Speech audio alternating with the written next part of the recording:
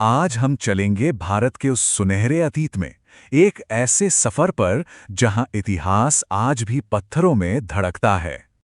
लेकिन सोचिए, क्या हो अगर ये कहा जाए कि भारत में ऐसे स्मारक मौजूद हैं जो हजारों साल पहले बनाए गए थे, लेकिन आज भी हर तूफान के सामने सीना ताने खड़े हैं।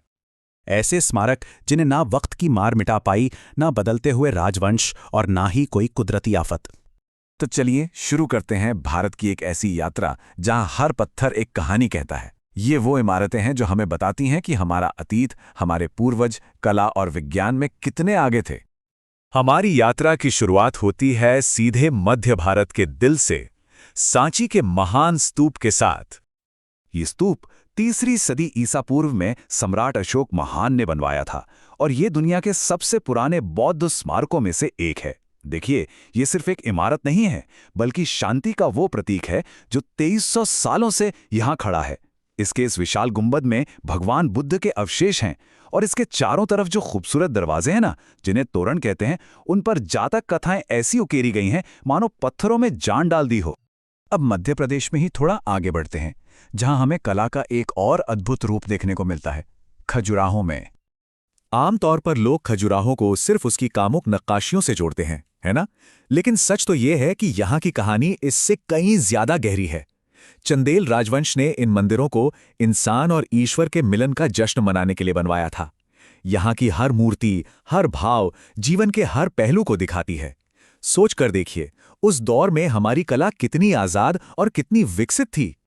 चलिए, अब मध्य भारत से निकलकर हम चलते हैं दक्षिण की तरफ, सीधे बंगाल की खाड़ी के किनारे, जहां खड़ा है शानदार शोर टेम्पल। ये मंदिर इंजीनियरिंग के मामले में एक बहुत बड़ा बदलाव था। देखिए, इससे पहले मंदिर एक ही बड़ी चट्टान को काटकर बनाए जाते थे, लेकिन 8वीं सदी में बना ये मंदिर अलग अलग पत्थरों के ब्लॉक्स को जोड़कर बनाया गया और ये दक्षिण भारत के सबसे पहले ऐसे मंदिरों में से एक है। जरा सोचिए, 1300 सालों से समुद्र की लहरों, नमकीन हवा सबसे लड़ता आ रहा है ये, फिर भी आज द्रविड़ वास्तुकला का ताज कहलाता है।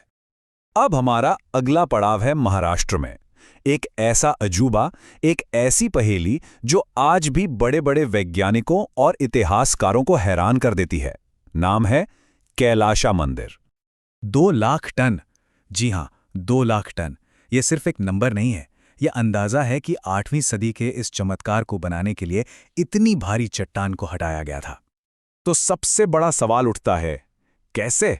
इस मंदिर को जमीन से ऊपर नहीं बनाया गया, बल्कि एक ही विशाल पहाड़ को ऊपर से नीचे की तरफ काटकर बनाया गया है, बिना किसी मॉडर्न टेक्नोलॉजी के।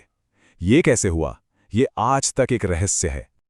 कैलासा के इस रहस्य के बाद अब चलते हैं इंजीनियरिंग के एक और शिखर को देखने, तमिलनाडु का विशाल बृहदेश्वर मंदिर।